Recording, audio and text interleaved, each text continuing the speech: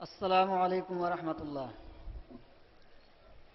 إن الحمد لله نحمده ونستعينه ونستغفره ونعوذ بالله من شرور أنفسنا ومن سيئات أعمالنا.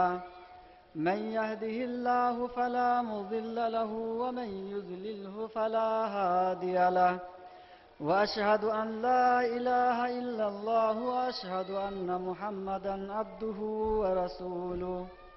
أما بعد فإن أصدق الحديث كتاب الله وخير الهدي هدي محمد صلى الله عليه وسلم وشر الأمور محدثاتها وكل محدثة بدعة وكل بدعة ضلالة وكل ضلالة في النار. أعوذ بالله من الشيطان الرجيم. لقد كان لكم في رسول الله أسوة حسنة. وقال الله تعالى في موضع آخر وما يؤمن أكثرهم بالله إلا وهم مشركون. শ্রদ্ধেয় সভাপতি সাহেব ও আমার ইসলাম দরদি ভাই সকল, আজকে যে বিষয়বস্তু নিয়ে আমি আলোচনা করব মনে করছি, সেই বিষয়বস্তু হচ্ছে শিরক ও বেদাত। দুটা দিক আছে, ইনশাআল্লাহ 1 ঘন্টা বক্তব্য রাখবো। এই দুটা দিককে আমি আপনাদেরকে বুঝাবার চেষ্টা করব। তো প্রথমে বেদাতের দিকে আসা যাক। বেদাত কাকে বলে? বেদাতের লফজি মানা হচ্ছে নতুন জিনিস। নতুন জিনিসকে বেদাত বলা হয়, আবিধানিক অর্থ এটা। কিন্তু পারিভাষিক অর্থ মানে ইস্তেলাহি মানা বেদাতের হচ্ছে যে এমন কাম, এমন আমল, যে আমল রাসূলুল্লাহ সাল্লাল্লাহু আলাইহি সাল্লাম করেননি, সাহাবায়ে কেরাম করেননি, রাসূলুল্লাহ সাল্লাল্লাহু আলাইহি সাল্লাম করতে বলেননি, এইরকম আমলকে নেকি পাবো মনে করে যদি আমরা করি, তাহলে কি হবে? বেদাত হবে। যে আমল রাসূলুল্লাহ সাল্লাল্লাহু আলাইহি সাল্লাম করেননি, করতে বলেননি, সাহাবায়ে কেরাম করেননি, রাসূলুল্লাহ সাল্লাল্লাহু আলাইহি সাল্লামের জামানাতে কোনো সাহাবী করেননি, এইরকম আমলকে নেকি পাবো মনে করে যদি করা যায়, তাহলে হবে কি? বেদাত। যেমন একটা এই মাইক্রোফোন, এটা একটা নতুন জিনিস, কিন্তু এটা বেদাত হবে না। কেনে? যে মাইক্রোফোন যে আমরা ব্যবহার করছি, তো নেকি পাবো মনে করে ব্যবহার করি না। কেউ কি মনে করে কোনোদিন যে মাইক্রোফোনে বক্তব্য দিলে পারে 10 নেকি পাওয়া যাবে, আর মুখে বক্তব্য দিলে নেকি পাওয়া যাবে না? এটাই কেউ মনে করে? কেউ মনে করে না, নেকি মনে করে না। এতে একটা সুবিধা, আওয়াজ পৌঁছানো, দূরে আওয়াজ পৌঁছানো। এই দূরে আওয়াজ পৌঁছাবার প্রমাণ পাওয়া গেছে। হজ করতে গেলেন রাসূলুল্লাহ সাল্লাল্লাহু আলাইহি সাল্লাম, বিদায় হজ, যেটা হজ্জাতুল ওয়াদা বলে, ওই হজে রাসূলুল্লাহ সাল্লাল্লাহু আলাইহি সাল্লাম খুতবা দিয়েছিলেন, আর আলী রাদিয়াল্লাহু তাআলা আনহু অনেক দূরে দাঁড়িয়ে রাসূলুল্লাহ সাল্লাল্লাহু আলাইহি সাল্লামের কথা ওই দিকের লোককে পৌঁছালছিলেন। তার মানে দূরে আওয়াজ পৌঁছাবার, দূরে কথা পৌঁছাবার প্রমাণ পাওয়া গেল। আর মাইকে এই কাজটা হয়, দূরে কথাটা পৌঁছা হয়, একটা সুবিধা হয় কথা পৌঁছাবার। এটা যাতে কেউ নেকি মনে করে না, যার কারণে এই মাইক্রোফোন ব্যবহার করাটা বেদাত হবে না, যদিও মাইক্রোফোন রাসূলুল্লাহ সাল্লাল্লাহু আলাইহি ওয়াসাল্লাম জামানাতে ছিল না। ওইরকমই ঘড়ি, ঘড়ি যদি থাকে তো ঘড়ি ব্যবহার করা বেদাত হবে না। কেন? নতুন জিনিস ঠিক, কিন্তু ঘড়ি হাতে দিলে 10 নেকি, না হাতে দিলে নেকি পাওয়া যাবে না, এই ধরনের কেউরই খেয়াল থাকে না।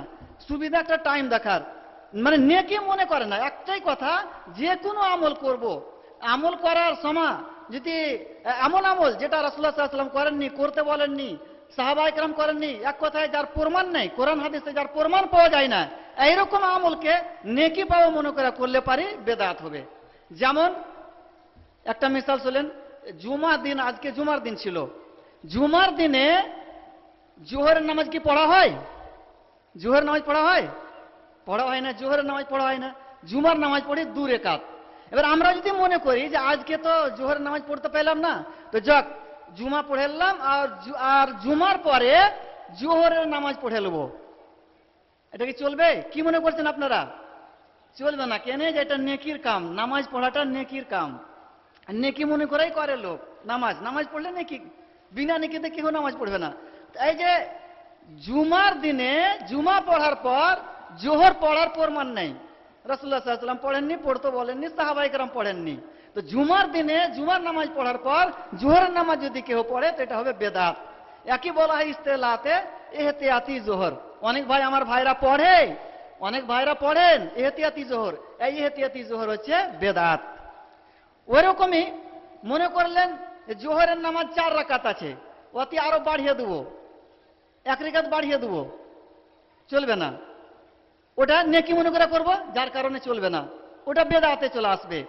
তো এমন আমল, যে আমল রাসূলুল্লাহ সাল্লাল্লাহু আলাইহি ওয়াসাল্লাম করেননি, সাহাবায়ে কেরাম করেননি, আর রাসূলুল্লাহ সাল্লাল্লাহু আলাইহি ওয়াসাল্লামের জামানাতে কোনো সাহাবী করেনি, এইরকম আমলকে নেকি পাবো মনে করে করলে পারে বেদাত হবে। অনেক ভাই আমার প্রশ্ন করে যে রাসূলুল্লাহ সাল্লাল্লাহু আলাইহি ওয়াসাল্লামের জামানাতে তো মাদ্রাসা ছিল না, তাহলে তো মাদ্রাসার বেদাত। এটা ভুল কথা। রাসূলুল্লাহ সাল্লাল্লাহু আলাইহি ওয়াসাল্লামের জামানাতে মাদ্রাসা ছিল না, এই কথাটা ভুল। রাসূলুল্লাহ সাল্লাল্লাহু আলাইহি ওয়াসাল্লামের জামানাতে মাদ্রাসা ছিল। যখন রাসূলুল্লাহ সাল্লাল্লাহু আলাইহি ওয়াসাল্লাম মক্কাতে ইসলামের প্রচার শুরু করলেন, তো দারে আরকামে যারা নতুন মুসলমান হতো ওরাকে শিক্ষা দেওয়া হতো। ওই দারে আরকামটা ছিল মাদ্রাসা মক্কি জীবনীতে।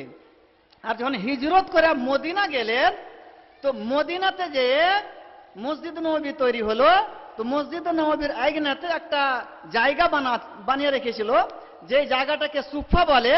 ওই সুফাতে অনেক তালেব ইলম থাকতেন, যিনারা রাসূলুল্লাহ সাল্লাল্লাহু আলাইহি ওয়াসাল্লামের কাছে কোরআন হাদিস শিখতেন। ওই জায়গাটার নাম কি? সুফা। আর ওইটাই মাদ্রাসা হিসেবে ব্যবহার হতো। ওই মাদ্রাসার তালেব ইলমরাকে আসহাবে সুফা বলা হয়। হাদিসে আসছে যে আসহাবে সুফা, এই যে আসহাবে সুফা ওই সাহাবায়ে কেরাম যারা ওই মসজিদ নববীর চবুতরাতে যারা রাসূলুল্লাহ সাল্লাল্লাহু আলাইহি ওয়াসাল্লামের কাছে কোরআন হাদিস শিখত, ওরা হলো আসহাবে সুফা। তো মাদ্রাসা তো হয়ে গেল রাসূলুল্লাহ সাল্লাল্লাহু আলাইহি ওয়াসাল্লামের জামানাতে, মাদ্রাসার প্রমাণ পাওয়া গেছে। তো এই মাদ্রাসাটা নতুন কাম লয়, এটা রাসূলুল্লাহ সাল্লাল্লাহু আলাইহি ওয়াসাল্লামের জামানা থেকেই চলে আসছে, পরস্পর চলে আসছে। তো মাদ্রাসা বেদাত হলো না তার মানে। আবার প্রশ্ন করে যে রাসূলুল্লাহ সাল্লাল্লাহু আলাইহি ওয়াসাল্লামের জামানাতে ওই জমাত করে পড়া ছিল না, এই জমাত করে পড়াটা এটা বেদাত হয়ে যাবে। এটাও ভুল কথা। কেনে? যে আমরা তো এটা মনে করি না উলা জামাতে পড়লে 10 নাকি, সানে জামাতে পড়লে 20 নাকি, আর সালে জামাতে পড়লে এত নাকি, এটা তো মনে করি না। একটা সুবিধা, একই সঙ্গে সমস্ত কোরআন হাদিস কেউ শিখতে পারবে না, আস্তে আস্তে শিখতে হবে, থোড়া করে কিছু করে মানে শিখাইতে হবে। যার কারণে ওই জমাতগুলা করা হয়েছে। আর এই শিক্ষাটা যে কিছু করে শিখাইতে হবে, এই শিক্ষাটা কে দিয়েছে? আল্লাহ তাআলা স্বয়ং নিজে দিয়েছেন। কোরআন মাজিদ একই সঙ্গে তো নাজিল করেননি, অবতীর্ণ করেননি, থোড়া করে যখন প্রয়োজন হয়েছে তখন 23 বছরে আল্লাহ তাআলা কোরআন মাজিদকে অবতীর্ণ করেছেন। তার মানে কি? যে কোরআন হাদিসের কথা একই সঙ্গে কেউ বুঝতে পারবে না, ও থোড়া করে ওকে বুঝাইতে হবে। তো আমরা মাদ্রাসাতে যা পড়াই 10 বছর 12 বছর, এই থোড়া করে এই শিক্ষা আল্লাহ তাআলার পক্ষ নিয়ে আমরা পেয়েছি। এটা বেদাত লয় জমাত করাটা। তো যাই হোক, এই বেদাত হলো না। তাহলে বেদাতের কি মানে বোঝা গেল? যে আমল রাসূলুল্লাহ সাল্লাল্লাহু আলাইহি ওয়াসাল্লাম করেননি, সাহাবায়ে কেরাম করেননি, এবং রাসূলুল্লাহ সাল্লাল্লাহু আলাইহি ওয়াসাল্লামের জামানাতে কোনো সাহাবী করেননি, এইরকম আমলকে নেকি মনে করে যদি আমরা করি তাহলে হবে বেদাত। এবার মিসাল হাদিস থেকে শুনেন। সুনান আবু দাউদ এবং সুনান তিরমিজি কিতাবুস সালাত বাবুন ফিত তাসবিব, এই বাবুন ফিত তাসবিবের মধ্যে দেখবেন হাদিস লিয়ে আসছে, একটা আবু দাউদে আছে, তিরমিজিতে আছে, যে আব্দুল্লাহ ইবনে উমর রাদিয়াল্লাহু তাআলা আনহু একটা মসজিদ গেলেন, জোহরের কিংবা আসরের নামাজ পড়ার খেয়াল ছিল। আজান দিয়ে দিয়েছে মুয়াজ্জিন, আজান দেওয়ার পর আজান আর নামাজ শুরু হওয়ার চালু হওয়ার মধ্যেখানে কিছুটা টাইম থাকে কি থাকে না? 15 মিনিট, কোন জায়গাতে 20 মিনিট রাখে, কোন জায়গাতে আধ ঘন্টা রাখে।